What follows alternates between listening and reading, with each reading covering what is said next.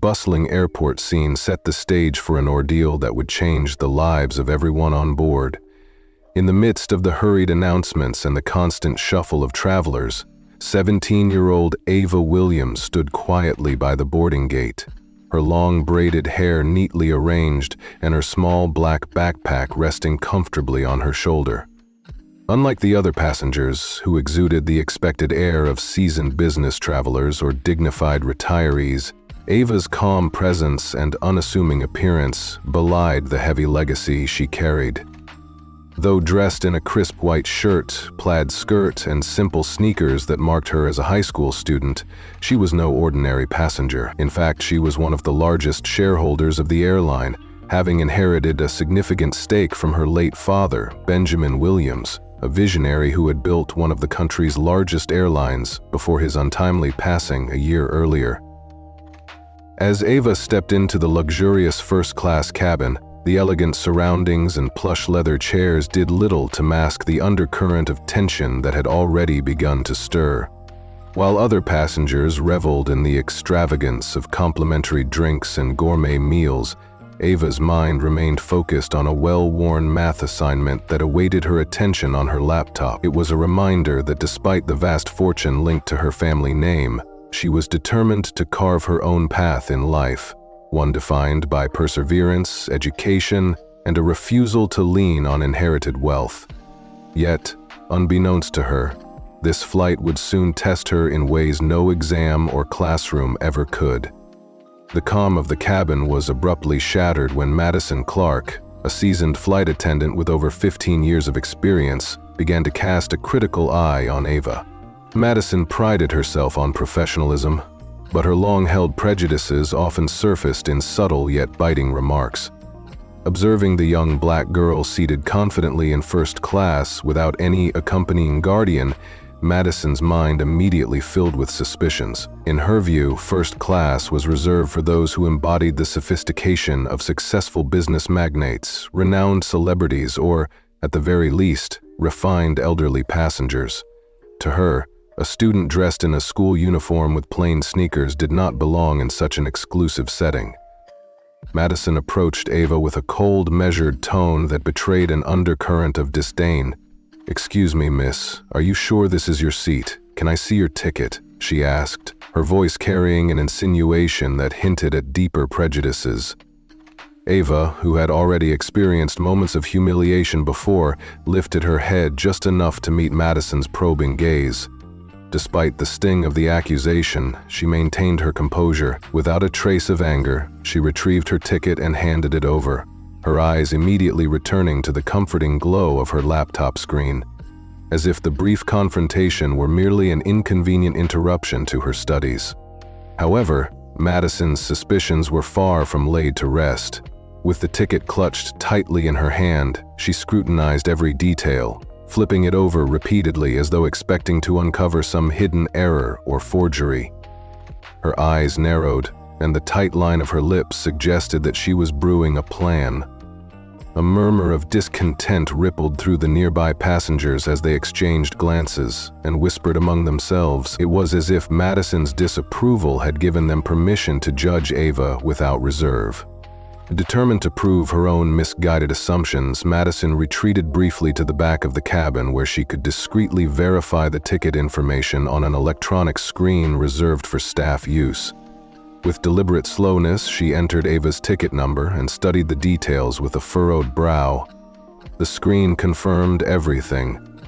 Ava Williams, first-class ticket, seat 3A, fully paid and legitimate. Yet rather than feeling reassured by this confirmation, Madison's frustration grew. In her mind, there had to be something amiss. A subtle sign that this young girl was somehow using someone else's ticket or otherwise unworthy of her luxurious surroundings. Her unease soon transformed into cold determination. Returning to the cabin, Madison's voice grew louder and more authoritative, ensuring that everyone within earshot could hear her now. "It seems there's a bit of a mix-up," she announced sharply, her tone leaving no room for debate. "I need to verify this information." The audacity in her voice sent a ripple of tension through the passengers, and Ava looked up from her laptop with eyes that betrayed a hint of caution though she still spoke with a measured firmness. "I already gave you my ticket," she replied quietly, her words steady yet laced with an unspoken sadness that resonated with those who had ever felt unjustly treated. "I don't think there's anything to verify." But Madison was not yet ready to concede. Crossing her arms and scanning the cabin as if seeking validation from the skeptical glances of others, she pressed on. "Are you traveling alone?" she inquired deliberately, stressing the word in a way that made it seem like an accusation rather than a simple question.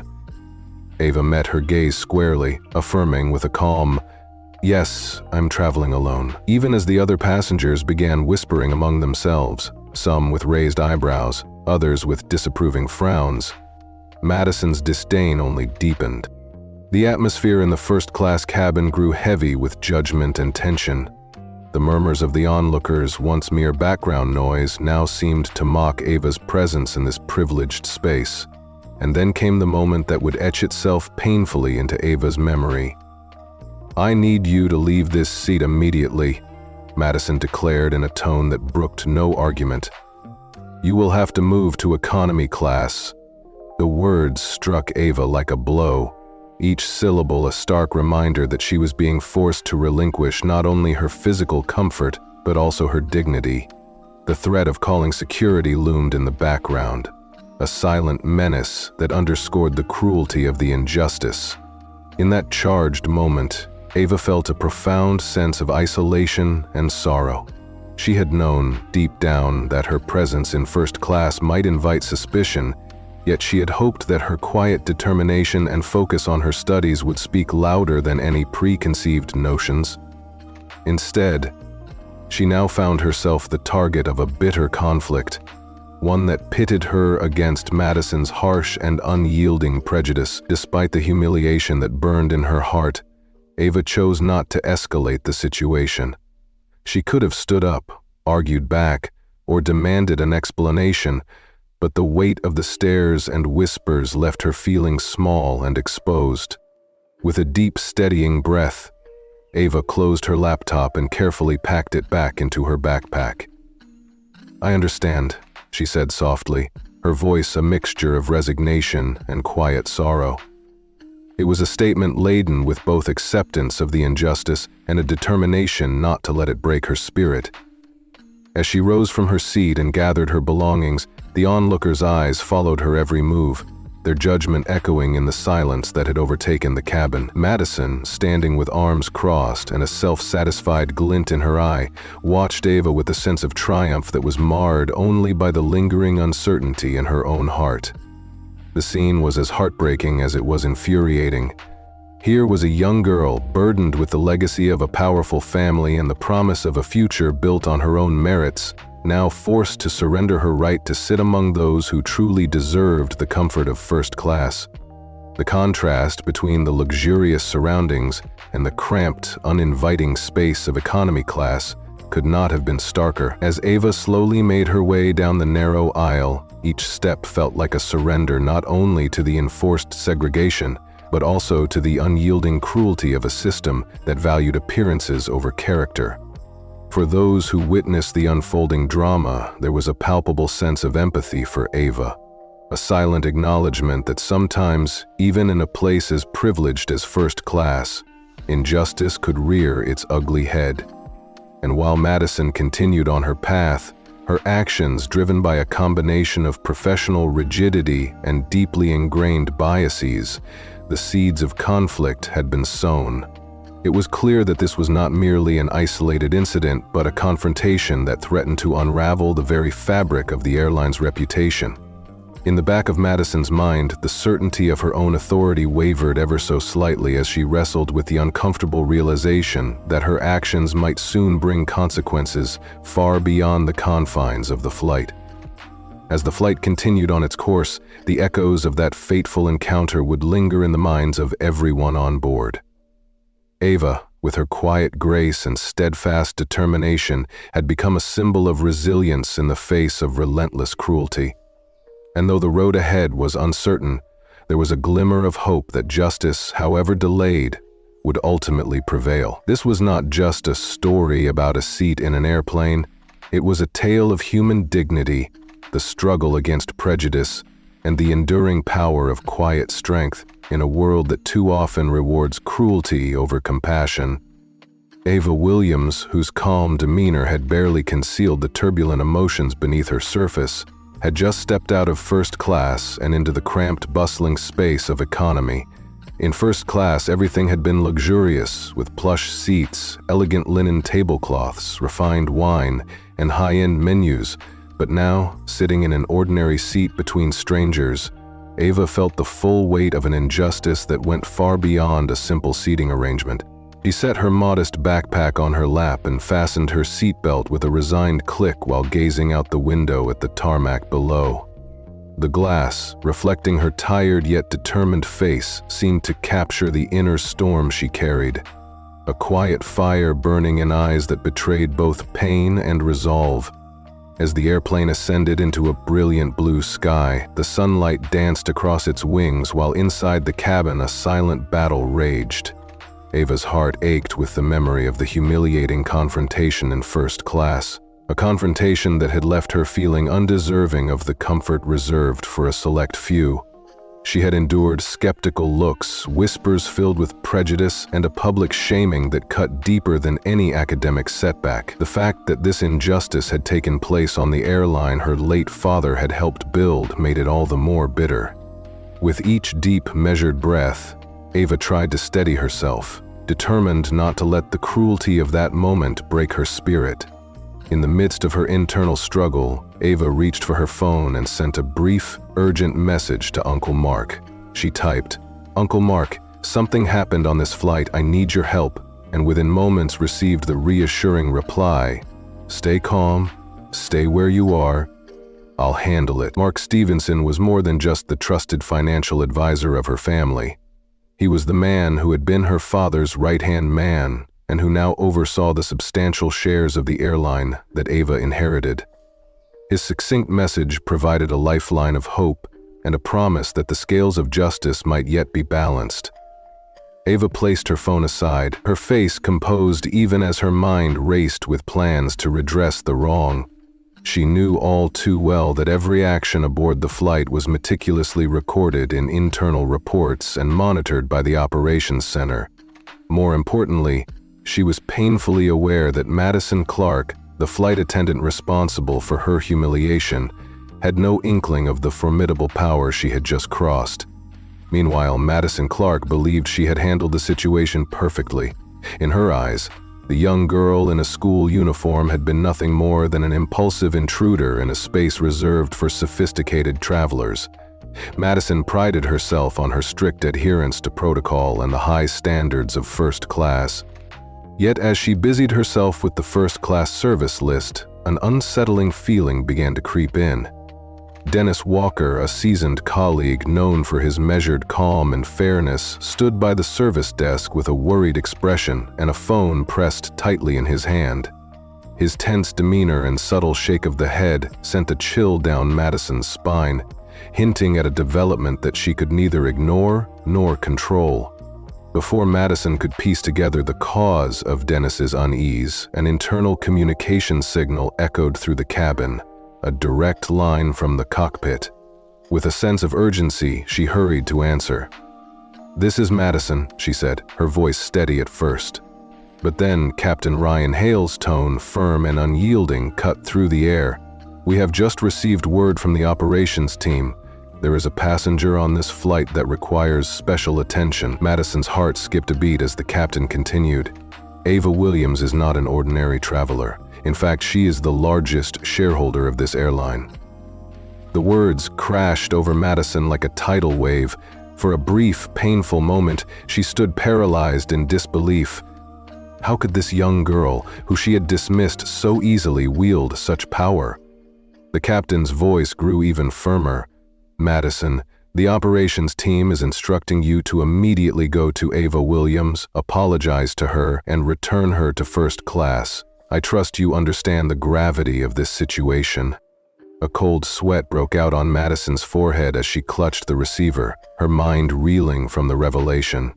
Her carefully constructed world of routine and authority was crumbling before her eyes. In her arrogance, she had not only misjudged a passenger, but had publicly humiliated someone who held the reins of power in the very company she had sworn to serve. With trembling hands and a heavy heart, Madison left the first-class cabin and made her way to economy class, her every step laden with the crushing weight of impending consequences. Back in economy, Ava sat quietly, the ordinary surroundings a harsh reminder of the extraordinary injustice inflicted upon her. Every bump of the flight and every murmur from nearby passengers seemed to echo the shame and isolation she felt. Yet even as she stared out the window, lost in a blend of sorrow and steely resolve, her mind was already formulating a plan. She knew that the airline's internal system tracked every action, and she trusted that Uncle Mark's intervention would soon set things right. Her dignity, though bruised, had not been entirely shattered. The memory of her father's legacy, a legacy built on respect, determination, and excellence, gave her the strength to endure this ordeal. After what felt like an eternity of silent suffering, Madison reappeared, her uniform now marked by a disconcerting blend of forced contrition and lingering defiance. With a tentative voice that barely masked her inner turmoil, she approached Ava and said, "Miss Williams, I sincerely apologize for the confusion and for the way you were treated. Please, allow me to return you to your seat in first class." There was a note of desperation in her words, a clear admission that her earlier actions had been gravely mistaken. Yet even as Madison spoke, Ava's heart ached with the knowledge that no apology could erase the deep sting of public humiliation.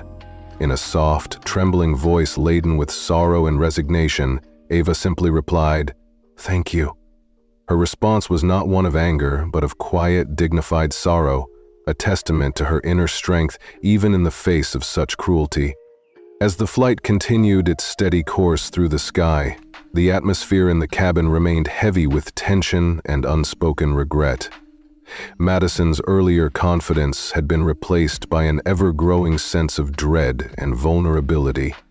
She knew that her mistake would not vanish with a simple apology. It had now become a matter for the highest levels of the airline's management. Dennis Walker, who had silently observed the unfolding drama, approached Madison with a voice filled with both concern and candor. "Madison, you just pushed yourself off a cliff.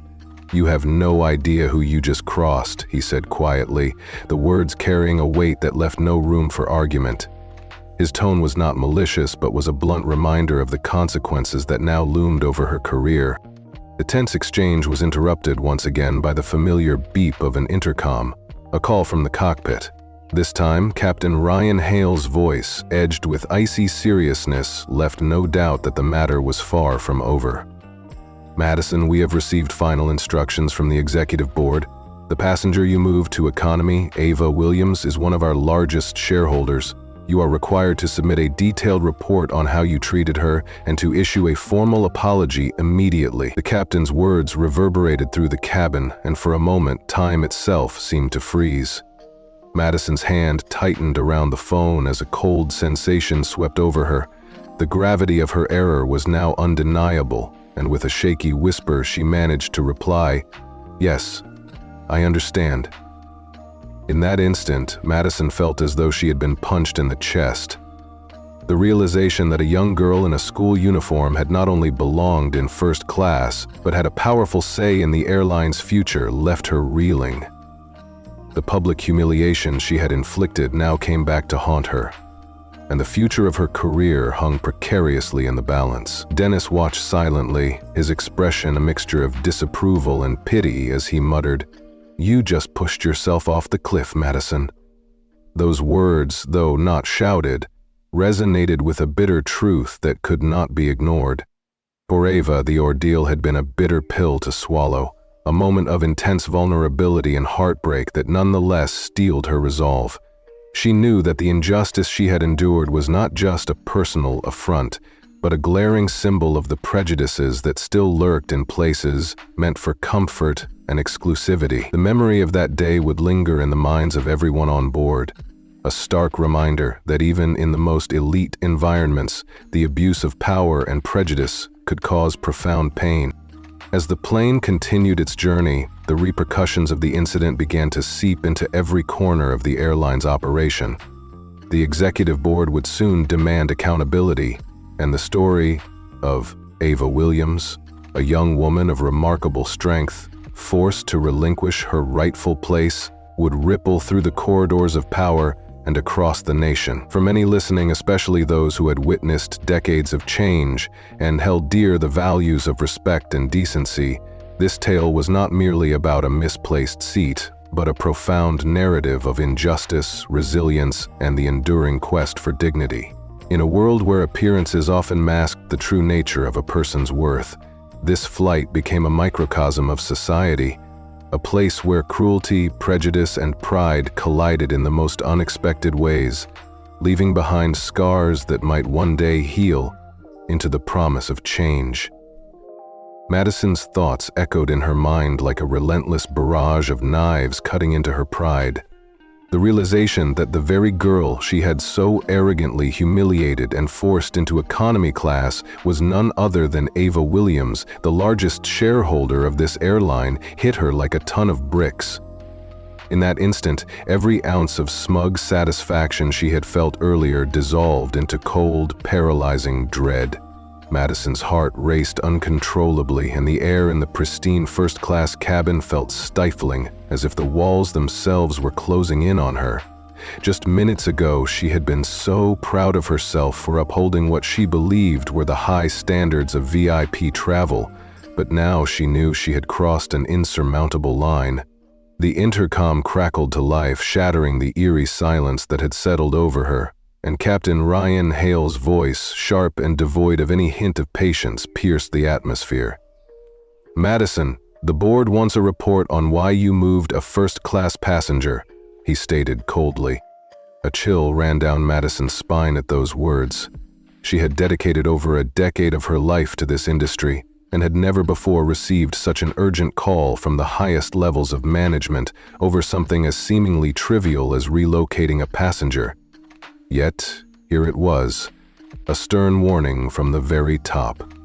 With a forced steadiness in her voice, she replied, "Yes, Captain, I will prepare the report as soon as we land."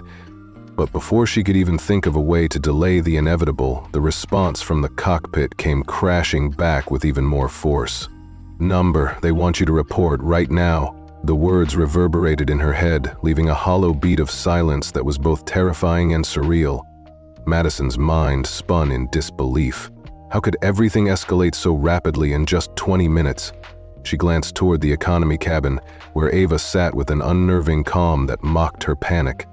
Ava, seated by the window in the cramped confines of economy, did not look distressed at all. Instead, she sat with a serene composure that belied the humiliation she had just suffered. Slowly, almost deliberately, Ava picked up her phone, glanced at the screen, and allowed a faint smile to cross her lips before taking a measured sip of water. It was as though she had anticipated every move, every demeaning word that had been flung in her direction. Madison's stomach churned as she realized with mounting horror that this was no random act of defiance. It was a calculated, controlled response. Ava had known exactly what would come next. Minutes earlier, when she had first been forced out of first class, Ava had sent a single, succinct message to Mark Stevenson, a man who had been her father's trusted right hand and who now wielded enormous influence over the airline. Mark, who had worked with her father for nearly 30 years and understood every nuance of how the system worked, would have immediately alerted the board. With just one message, the gears of accountability had been set into motion, leaving Madison utterly powerless. Madison's body grew heavy as she pressed her hand against the communication button, steeling herself for what was to come. A cold sweat broke out across her forehead as she realized the magnitude of her error. The voice of Captain Hale rang out again, sharper and more imperious than before. "Madison, we have an immediate call from the board. They demand an explanation for your actions," he announced. His words were not a request, but a command, a final crushing indictment of her misjudgment. For the first time in her 15-year career, Madison felt the true weight of accountability bearing down on her. Every nerve in her body screamed that she had made a grave mistake, and that mistake had now endangered everything she had worked so hard to build. Her mind raced back over every moment of the encounter in first class, every hasty decision driven by prejudice rather than logic, and she felt a deep, gnawing sense of regret mixed with fear. What terrified her most was that Ava, the girl she had looked down upon so disdainfully, had orchestrated every detail of this ordeal from the very start. Ava's calm, almost clinical reaction, her measured sips of water, and the faint smile that played on her lips were all part of a plan that left Madison utterly exposed. As Madison's trembling hand hovered over the receiver, the realization set in that she was not in control anymore. She had become a pawn on a chessboard where Ava held all the power. At that moment, a silent voice from somewhere in the back of the cabin whispered that she had sealed her own fate. The intercom on the service counter suddenly buzzed again, and Madison's pulse quickened as the display indicated a new call coming from the cockpit. With her heart pounding in her ears, she answered hesitantly, "Madison here." The voice of Captain Hale returned, this time with an edge of finality that left no room for negotiation. "Madison, I need you in the cockpit right now. We need to talk," he ordered, his tone brooking no delay or excuses. In that instant, every semblance of composure that Madison had fought to maintain crumbled. She knew that stepping into the cockpit meant facing a judgment that would alter her life forever. As she walked down the narrow aisle toward the cockpit, every step felt like walking toward a courtroom where her fate was about to be sealed. The eyes of her colleagues and even a few passengers seemed to follow her, their silent scrutiny magnifying her guilt. When she reached the cockpit door, she paused for a deep breath to gather what little professional dignity remained. The door opened slowly, revealing the somber faces inside. Captain Ryan Hale, a middle-aged man with graying hair and a stern expression, turned his chair to face her. Beside him sat First Officer Nathan Collins, whose silent, unreadable gaze only heightened the tension. "Sit down," Captain Hale commanded in a low, measured tone that carried the weight of inevitable retribution. Madison pulled out a chair and sat across from him, her hands trembling as she attempted to steady herself. For a few agonizing moments, there was nothing but the soft beeping of the control panel in the background, a metronome counting down her final moments of normalcy. Finally, Captain Hale broke the silence, and each word he spoke seemed to puncture her already fragile composure. "Madison, you just displaced one of the largest shareholders of our airline," he said, his voice both calm and merciless. Madison's mind reeled. She had encountered powerful businessmen and influential figures in her career, but never had she faced a situation where a young passenger, barely out of school, wielded such overwhelming authority. "How could a girl possibly own such a large stake in a major airline?" she whispered to herself, her voice trembling in disbelief. Captain Hale's response was as cold as ice. "It can, Madison," he replied sharply as he slid a tablet across the table. On its screen was the shareholder profile of Ava Williams, revealing with brutal clarity that she owned a staggering 42% of the airline's shares. Madison stared at the numbers as if they were a punch in the gut. 42%, more than she had ever imagined any passenger, let alone one so young, could possess. The realization that she had insulted and displaced someone who held the reins of the entire operation filled her with a crushing sense of dread. Her throat tightened, and her palms became slick with sweat. Every moment of her career, the pride in her professionalism, the strict adherence to procedures, now hung by a thread, vulnerable to the whims of a single, irrevocable error. "You may have just lost your entire career," Captain Hale said steadily, his arms folded and his gaze fixed on her with an unyielding severity that made her feel naked and exposed. In that moment, Madison felt as if every ounce of her past accomplishments was being stripped away. She had never experienced fear like this before. It was a terror born not from external threats, but from the crushing weight of her own misjudgment. The meticulous training sessions, the countless crisis resolutions, and the disciplined procedures that had once given her a sense of pride now seemed futile in the face of the monumental mistakes she had made. The flight's atmosphere grew heavier with each passing second as Madison struggled to hold on to what remained of her dignity. With her hands clenched so tightly that her nails dug into her palms, she stood and left the cockpit, the reality of her situation sinking in with every unsteady step. As she returned to the first-class cabin, Madison was acutely aware that every pair of eyes was on her. The elegant seats and the gentle hum of quiet conversations were now punctuated by a palpable tension. She could not escape the feeling of being judged, not just by the passengers, but by the very institution she had pledged to uphold. Across the cabin, Ava sat by the window with a serene expression that bordered on defiant calm. Her posture, the way she rested her hand lightly on the tray table, and even the gentle, unhurried way she sipped water all spoke of a control and composure that Madison desperately envied and deeply feared. Ava's phone buzzed once more, and the message on its screen read, "They're calling her now."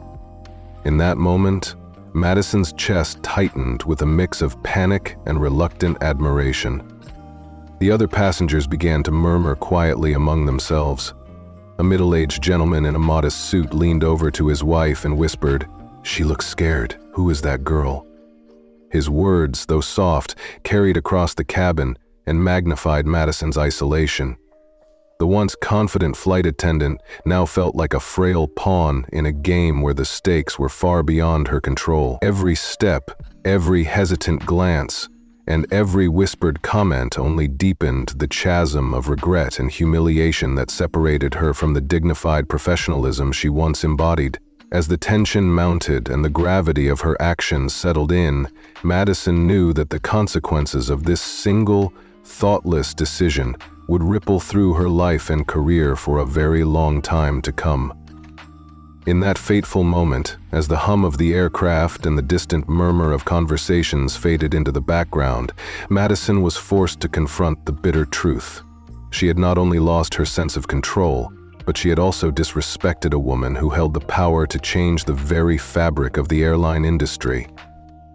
Ava Williams, with her quiet strength and unyielding dignity, had shown that no one should ever be judged by appearances or forced aside because of outdated prejudices. And as Madison stood there, feeling the weight of every disappointed gaze and every harsh whisper, she realized that this day would forever be etched in her memory as the moment when her career, and perhaps her very identity, began to crumble under the strain of her own misguided actions. Madison's once commanding presence had crumbled completely in the face of what was unfolding before her eyes. No longer did the stern, self-assured flight attendant stand with the unwavering poise she had always exhibited. Instead, she was frozen in place, her face drained of color and her eyes wide with confusion. The passengers could clearly see that the girl seated in economy was no ordinary traveler. Ava Williams, calm and dignified despite the ordeal she had endured, had proven beyond any doubt that she was far more than just a young girl in a school uniform. Madison's control over the situation was slipping, and with it, the confidence that had defined her career. Ava slowly turned her head and met Madison's gaze for a brief, loaded moment. There was no hint of anger in those deep, steady eyes. Only an unwavering certainty that spoke of someone who had long anticipated this reckoning. In that silent exchange, it was as if Ava was saying that no words were necessary, the outcome was already decided. Madison felt an overwhelming sense of dread wash over her. It was not merely the terror of losing her job or facing a stern reprimand, but the gut-wrenching realization that she had done something irrevocable. Every decision she had made in that moment, every callous remark, had set in motion a chain of events that would haunt her for the rest of her career. The fear was not abstract. It was real, visceral, and it made her heart pound so fiercely she was sure it would burst from her chest. For a long moment, Madison could do nothing but stand there, the weight of her mistake pressing down on her like a ton of bricks. The intercom crackled to life once more, and this time Captain Ryan Hale's voice came through with a harsh finality that left no room for negotiation. "Madison, the board has issued a direct order. You need to go back and apologize to Miss Williams immediately and invite her to return to first class." Those words shattered what little composure Madison had left. The world around her felt as though it were collapsing into chaos. With each step she took back toward the economy cabin, her legs felt leaden, weighed down by the consequences of her actions. As she walked past rows of passengers, many of whom had begun to murmur and exchange anxious glances, the severity of the moment became painfully clear. Some passengers stared in disbelief, while others whispered among themselves as if witnessing a live lesson in the abuse of power. Madison's own mind churned with regret and panic, yet she had no choice but to obey the order. The hallway was thick with tension as she reached the area where Ava was seated by the window. Ava sat there with one leg crossed over the other, her hand resting lightly on the fold-out table. Her face was the very picture of calm composure, her expression entirely devoid of anger or indignation. In that frozen moment, it seemed as though Ava's very presence was a silent verdict, a reminder that true power is not measured by protocol or appearance, but by quiet strength and dignity. With a trembling voice that betrayed every ounce of her inner turmoil, Madison managed to speak. "Miss Williams, I apologize for the inconvenience," she said, each word laced with reluctance and the heavy burden of her guilt. It was an apology born not from genuine contrition, but from the necessity imposed by an unstoppable chain of events. Madison hoped that Ava would accept the apology and quickly return to first class so that the incident could be put behind them. She longed for a swift resolution, a way to reset the situation as if nothing had happened. But Ava did not move. Instead, she fixed Madison with a cool, measured stare that seemed to weigh every misstep and every careless decision. Then, in a voice that was soft yet unyielding, Ava replied, "No need. I'm comfortable here." Those simple words sent a jolt through Madison that was almost worse than any reprimand. She blinked, unable to fathom that the one person she had so humbly degraded would now refuse to cooperate. The reality was clear. By refusing to return to first class, Ava had seized complete control over the situation, leaving Madison with no escape from the consequences of her actions. Every passing second in that silent standoff deepened the humiliation, not only for Madison but for everyone who witnessed the exchange. It was as if the very air in the cabin had turned cold and heavy, filled with an unspoken judgment that would forever mark Madison's name in the annals of the airline's history. In a desperate bid to regain some semblance of authority, Madison tried to insist again, her voice wavering as she said, "Ms. Williams, I'm afraid I must insist that you return to first class. This is a direct order from the board." But Ava's response, so calm and measured, struck Madison like a physical blow. "An order from the board, or from you?" Ava asked slowly, her tone laced with a quiet challenge. Those words, simple yet profound, cut through Madison's defenses and exposed the truth. She had no real power in this situation. Ava now controlled the narrative, and every misstep by Madison would be magnified as a cautionary tale of arrogance and prejudice. Madison's face flushed with humiliation as she struggled to find any response that could mend the irreparable damage. The once assured flight attendant now felt as though she were drowning in a sea of regret and fear. Her hands trembled uncontrollably, and her heart raced with the terror of knowing that this incident would be remembered far beyond the confines of this single flight. As she turned pale and her voice faltered, it became painfully clear that Ava had not only taken back her dignity, but had transformed this personal confrontation into a profound lesson for everyone present. Every eye in the cabin seemed to be fixed on them. Passengers who had earlier taken for granted the sanctity of first class now watched with rapt attention as the drama unfolded. Whispers filled the air, and a middle-aged couple nearby murmured, "She looks scared. Who is that girl?"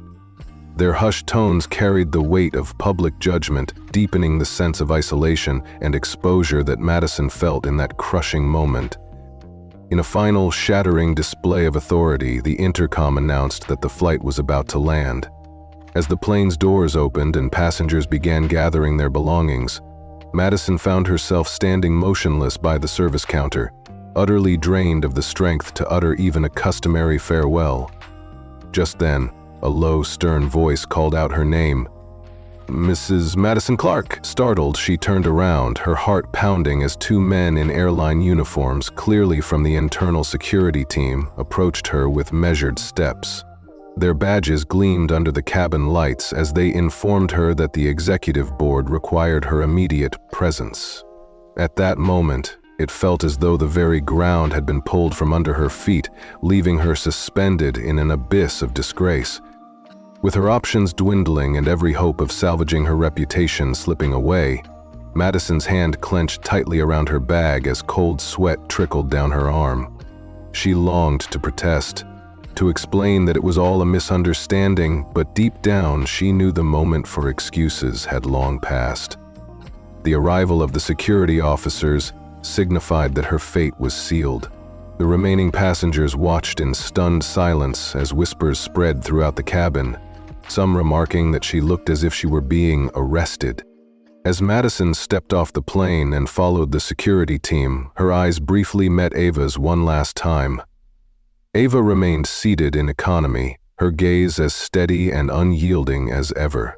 There was no trace of malice or triumph in her eyes, only the calm certainty of someone who had long foreseen the outcome and was now reclaiming her rightful place.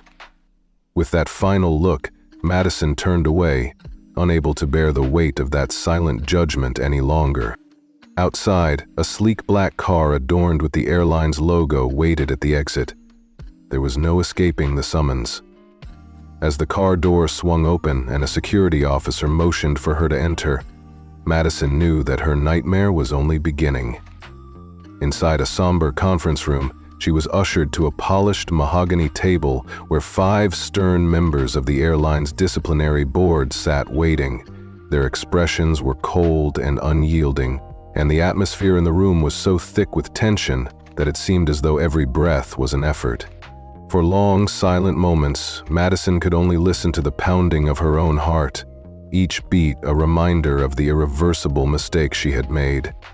When Richard Hayes, the Human Resources Director, finally began to speak, his deep voice cut through the silence with a gravity that left no doubt about the severity of the situation. In that conference room, beneath the glare of unforgiving eyes and the weight of institutional judgment, Madison realized that she had not only lost her career, but had also become a living example of what happens when prejudice and unchecked authority go too far. It was a harsh lesson, one that would haunt her for years to come, and a reminder that true power belongs not to those who wield it carelessly, but to those who stand with quiet dignity in the face of injustice. Madison Clark sat in the austere conference room with a heavy heart, her hands trembling as she tried to steady her breathing. The room was silent except for the occasional rustle of papers and the measured tick of the clock on the wall. Karen Moore, the chief of customer service, a woman with a piercing gaze and an air of authority that could slice through any pretense, began the hearing with a tone that left no room for misinterpretation. "Do you know why you are here?" Karen asked, her voice even but laced with contempt. Madison's throat tightened and she managed to reply in a strained tone, "Yes." Karen's eyes narrowed as she flipped through a thick stack of files. "I understand there is an issue with the way you handled a passenger on our last flight," she said slowly, each word deliberate. Madison's heart sank further as she listened to the mocking chuckle that escaped Karen when she continued. "You call kicking one of the airline's largest shareholders into economy class an issue?" At that moment, Madison felt as though her very soul was being dissected. She took a deep breath, struggling to maintain composure as she defended herself. "I was just following protocol. I have the right to check a passenger's ticket when I have doubts. I didn't know who she was. I was just—" Her voice faltered under the weight of the scrutiny. Before she could finish, Michael Langley, the airline's chief financial officer with over 2 decades of experience, interjected sharply, "Which protocol allows you to kick a major shareholder into economy class?" His tone brooked no excuses, and the room fell silent as everyone turned their attention to Madison. She knew deep down that there was no regulation in any training manual that granted her the authority to displace a first-class passenger simply because she felt uneasy about their appearance. In that moment, it became painfully clear to everyone present that Madison had made an unforgivable mistake, a mistake fueled by personal bias rather than any legitimate concern for safety or procedure. Madison's heart pounded so fiercely that she could hardly hear her own thoughts. Her mind raced as she clenched her fists, searching desperately for any opening that might allow her to salvage even a sliver of her dignity. "I never meant to offend her," she pleaded, her voice now more urgent. "I just felt the need to verify her ticket. If I had known who she was—" Her words trailed off into silence as David McAllister, the vice president of operations, a silver-haired man with an unyielding manner, leaned forward. His eyes, sharp and unrelenting, fixed on her as he asked, "Do you think a passenger has to prove their worth to sit in first class?" He paused, interlacing his fingers on the polished mahogany table. "Your job is to serve the passengers, not judge them based on appearances." Madison felt her face burn with shame. The accusation stung deeply because in truth, she had let her own prejudices cloud her judgment. The room grew oppressively quiet as the weight of her error settled over everyone present. An awkward silence stretched on until Richard Hayes, the human resources director, decisively slammed a file shut on the table. His action echoed like a death knell in the stillness. "Madison Clark," he stated with a tone that brooked no argument, "effective immediately, you are suspended indefinitely while we review the next disciplinary steps." His words dropped like a death sentence, and Madison felt as though the very foundation of her career was crumbling beneath her. For a long, excruciating moment, Madison sat frozen. Her eyes widened and her mouth opened in a silent plea for mercy that would never come. It was over. The cold reality that nothing could be done to salvage her once proud career hit her like a tidal wave. Karen Moore then pushed a sheet of paper across the table. An official letter from the board confirming her immediate suspension. "You can sign here to acknowledge that you understand this decision," Karen said, her tone utterly devoid of any empathy. Every word on that paper felt like a knife slicing through Madison's pride as she took the pen with trembling hands and scrawled her signature at the bottom. In that instant, she felt a profound emptiness engulf her, as if every ounce of the passion and dedication she had poured into her 15-year career had evaporated into nothingness. Meanwhile, on the top floor of the airline's headquarters, the atmosphere in the conference room was entirely different. Large glass windows framed a panoramic view of the bustling city below, the skyscrapers sparkling in the morning sunlight. At the center of a long, polished conference table sat Richard Hale, the airline's CEO, a man in his 50s with salt and pepper hair and an authoritative presence that commanded respect. With him were senior executives, all of whom had been urgently summoned following the incident. Today was not going to be an ordinary discussion. The reason for the meeting was clear to everyone. The shocking events on the flight had exposed a glaring failure in the airline's policies regarding fairness and equality. Ava Williams, the young and resolute shareholder who had been so wronged on that fateful flight, entered the room without fanfare. She set her leather bag on the table, removed her glasses with deliberate calm, and surveyed the room with eyes that missed nothing. The silence in the room was palpable. Even the ticking of the second hand on the wall clock was audible as all waited for her to speak. Richard Hale was the first to break the silence. "Miss Williams," he began in a tone that was calm yet edged with tension. "On behalf of the airline, I would like to offer our deepest apologies for what occurred on your recent flight. The behavior you experienced does not reflect the values we hold dear. But Ava interrupted him gracefully, her hand raised in a gesture that signified she did not wish to hear empty apologies. "I'm not here to hear excuses," she said evenly, her voice calm yet carrying a quiet authority. "I'm here to see real change." The room fell even quieter, as every executive realized that Ava was not only a major shareholder, but a force determined to reshape the company's future. Richard Hale leaned forward, his eyes never leaving hers as he asked, "What changes do you propose?"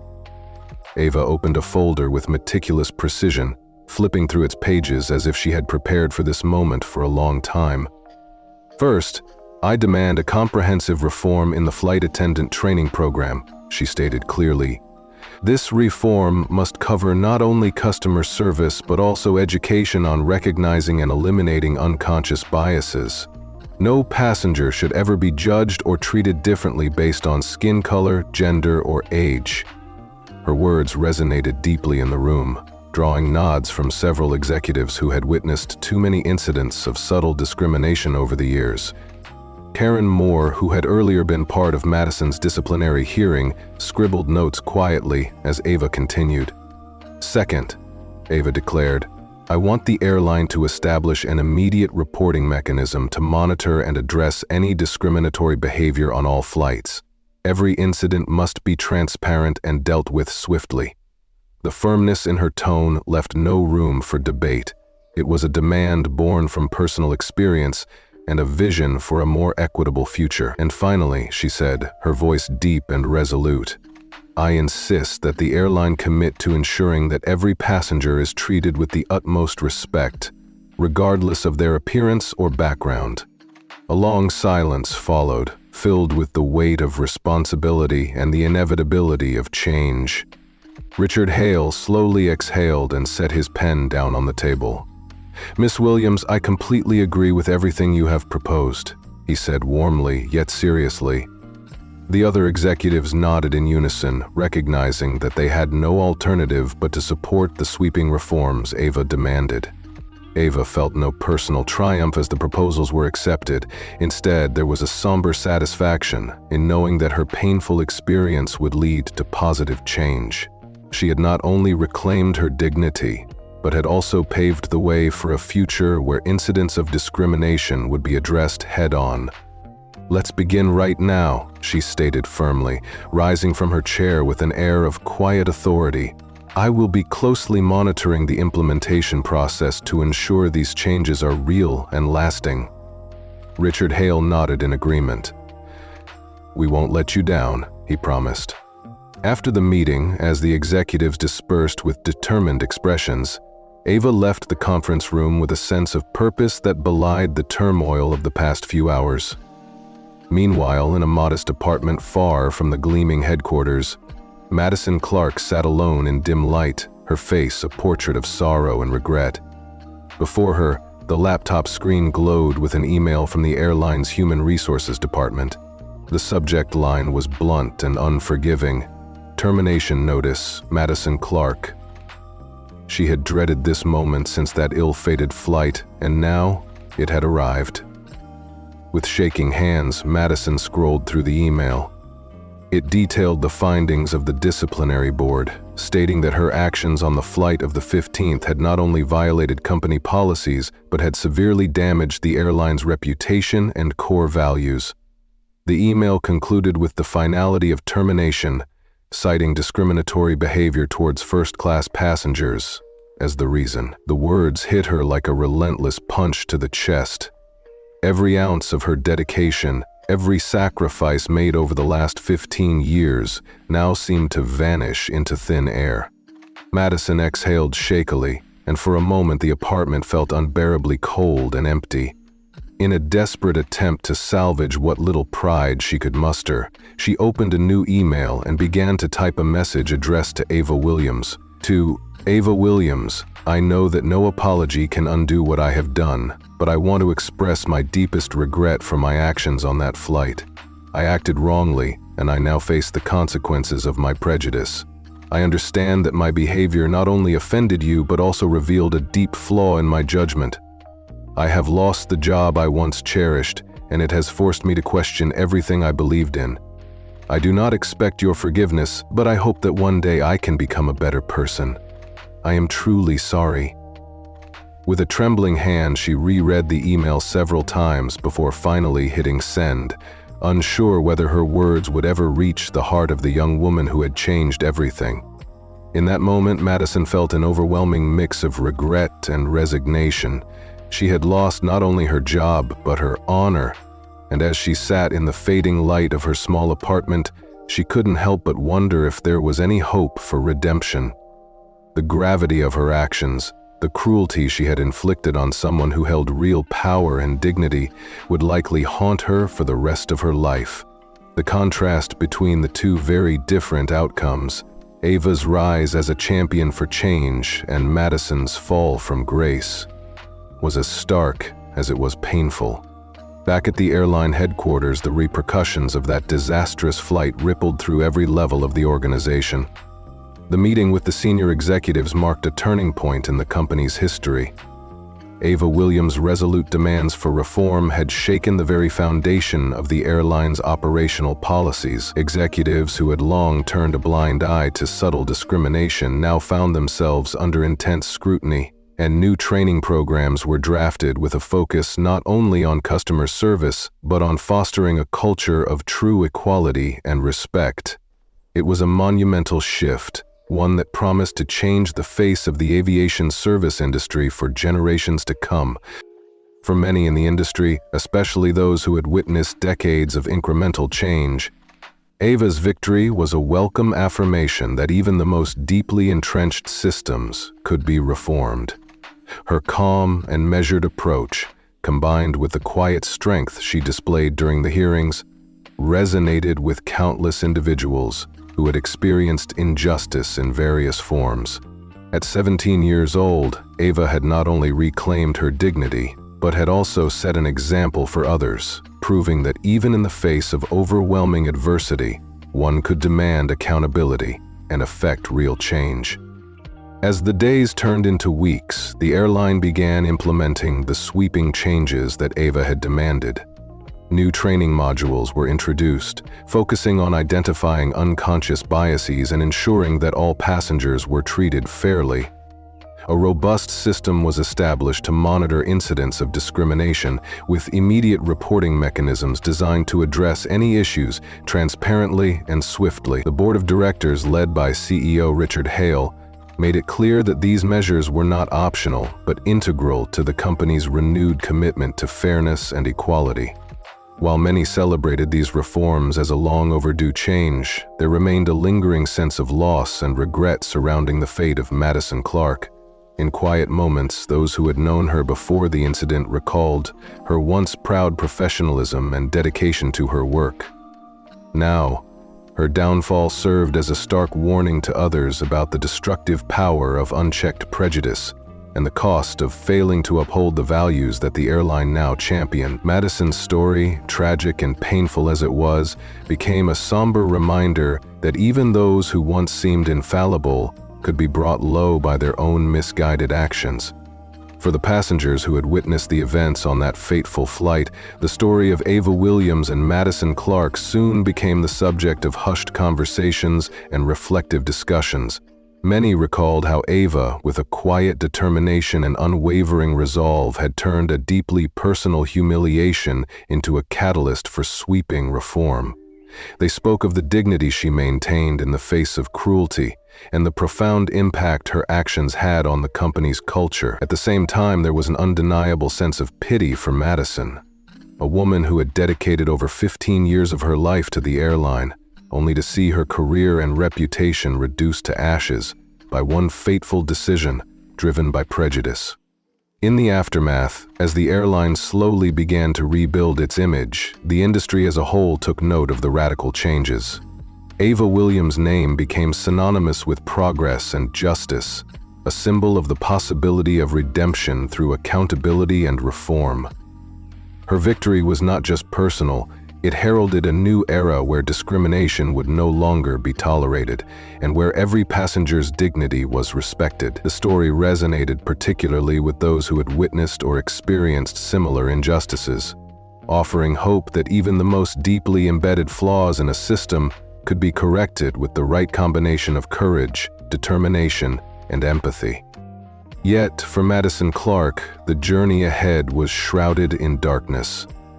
The termination letter that had arrived in her modest apartment was not merely a bureaucratic formality. It was the final blow to a career she had once taken great pride in. In the quiet solitude of her now empty apartment, Madison was forced to confront the harsh reality of her own shortcomings. The remorse expressed in her email to Ava was a small, tentative step toward acknowledging the profound error of her ways, but it was too little, too late. The cost of her actions was not just professional, it was personal, leaving behind scars that would likely never fully heal. In the end, the fates of Ava Williams and Madison Clark stood in stark contrast. Ava, despite the humiliation she had suffered, emerged as a beacon of change, her quiet strength and dignity inspiring a movement that would forever alter the landscape of air travel. Madison, on the other hand, was left to grapple with the consequences of her own cruelty, her once proud career reduced to a cautionary tale of prejudice and lost opportunity. For those who listened to the story, there was an undeniable sense of sorrow and empathy, a deep understanding that, while justice had been served in one sense, the cost of that justice was borne by everyone involved. This dramatic episode in the airline's history became a turning point not only for the company but for the entire industry. It was a reminder that real power comes not from rigid adherence to outdated protocols or from the unchallenged exercise of authority, but from a genuine commitment to fairness, respect, and empathy. And as the airline moved forward, implementing new policies and rebuilding trust with its passengers, the legacy of that turbulent flight would serve as both a lesson and an inspiration. A lesson that no one is above accountability, and an inspiration to all those who believe that change, however difficult, is always possible. Madison's story, though tragic, sparked a broader conversation about the importance of treating every individual with dignity and respect. It was a narrative that resonated deeply with many, especially those who had seen the world change dramatically over the decades and understood the value of compassion over cold indifference. For the 65-year-old women who had weathered countless storms in their lives, the tale was a poignant reminder that while mistakes can shatter careers and reputations, they can also serve as catalysts for profound and lasting change if we choose to learn from them. And so, as the new policies took root and the airline began to rebuild its image with a renewed commitment to equality, Ava Williams' quiet, unyielding stance became a symbol of hope. Her courage in the face of blatant cruelty not only reclaimed her rightful place in the skies, but also set a precedent that no one, no matter how powerful or experienced, could ever be allowed to treat another human being with less than the absolute respect they deserved. The legacy of that day, filled with both sorrow and promise, would continue to guide the airline and its people long into the future. In the final analysis, the fates of Madison Clark and Ava Williams underscored a timeless truth, that every act of cruelty exacts a heavy toll, not only on its immediate victims, but on the perpetrator as well. And while Madison would have to live with the consequences of her actions, a constant reminder of the cost of prejudice, Ava's resolute example paved the way for a future in which dignity, fairness, and respect were not mere words on a page, but the very foundation upon which a better world could be built. An hour passed, then two, with nothing but the agonizing sound of silence on her phone. Just when Madison felt she might finally be allowed to bury her shattered pride, her phone buzzed with a new email notification. Her eyes widened as she saw the sender's name, Ava Williams. Her hand trembled as she clicked it open, and there, in stark simplicity, was a single sentence. "I hope you learned something from this." There was no trace of forgiveness, no hint of acceptance, only a cold warning that she must now face the full weight of her actions alone and learn from the irreversible damage she had caused. For the first time in her long career, Madison felt utterly small. The once unyielding flight attendant who had so arrogantly believed in her own authority now sat engulfed by a crushing sense of insignificance before the very person she had demeaned. Across the country, the fallout from that fateful flight was already unfolding. Within a week of the scandal, the airline had announced a series of sweeping reforms. The new statement splashed across major media outlets and the company's official website under the headline "Commitment to Innovation, Ensuring Fairness and Respect on Every Flight," detailed immediate actions the airline would take. It spoke of a complete overhaul of flight attendant training programs to focus on identifying and eliminating unconscious biases. It promised that every passenger, regardless of race, age, or gender, would henceforth be treated with unwavering fairness. The reforms didn't stop there. The airline declared that it would establish a robust system for monitoring discriminatory behavior, with an immediate reporting mechanism available during each flight. Stricter internal controls were to be enforced.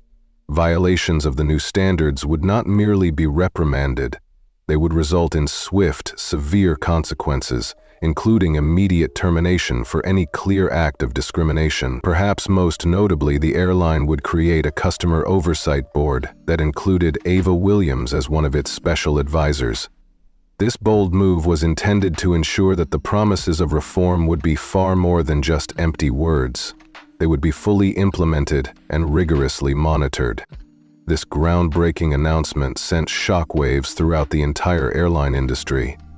Other carriers began reevaluating their own policies, with some even reaching out to Ava's company to learn from the pioneering changes she had demanded. No longer was she seen merely as a high school student who had been wrongly disdained.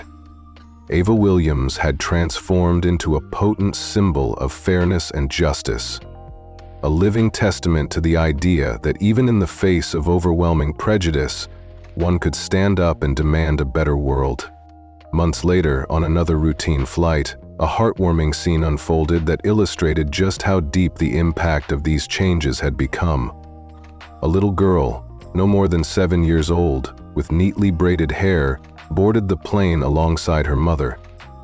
The girl clutched her ticket with wide, excited eyes as she made her way through the first-class cabin. A young flight attendant in a crisp uniform greeted her with an earnest smile and a gentle, "Welcome to first class. Your seat is right over here. Let me help you with your luggage." The little girl looked up in surprise at the attendant's warm welcome. Her mother paused for a moment, almost expecting a needless question or an intrusive check, but this time nothing of the sort happened. No one questioned the girl's ticket. No one doubted her right to be there, because Ava Williams' courageous battle had forever changed the way passengers were treated. Ava had refused to let her painful experience be swallowed by time. Instead, she turned it into the spark of a revolution that redefined customer service in the skies. Her quiet strength, her unwavering resolve in the face of cruelty, had set in motion a new era of respect and dignity for every traveler. It wasn't about grand declarations or empty promises. The real change was visible in the subtle yet profound shift in behavior among flight attendants. They now greeted each passenger with genuine courtesy, their eyes filled not with suspicion or condescension, but with warmth and respect.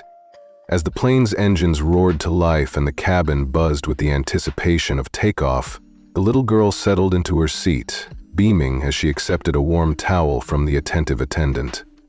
Outside the window, the boundless American sky promised endless possibilities. No one doubted her rightful place in first class anymore. What had once been a symbol of exclusion was now an emblem of hope and inclusion. Looking back on the chain of events, one could see that the collision between Madison's cold authority and Ava's dignified resolve had set off a series of changes that went far beyond one flight. Madison, who had once been unyielding and cruel in her judgments, was left to face the bitter consequences of her actions. In the aftermath of the scandal, as the airline's board moved swiftly to enact the reforms Ava had demanded, Madison received her termination notice. The email from the Human Resources Department was terse and unforgiving. After a thorough investigation, Her discriminatory behavior had been deemed a severe violation of the company's core values, irreparably tarnishing the airline's image. The document was final. It was a death knell for a career spanning more than 15 years. In the solitude of her modest apartment, with dim light casting long shadows on the walls, Madison sat in stunned silence as she read the termination email. Every word felt like a relentless echo of her past misdeeds, a testament to a once proud career, now reduced to ashes by one disastrous decision.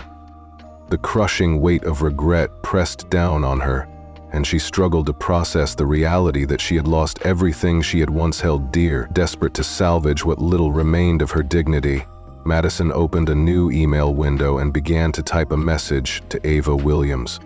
A message of remorse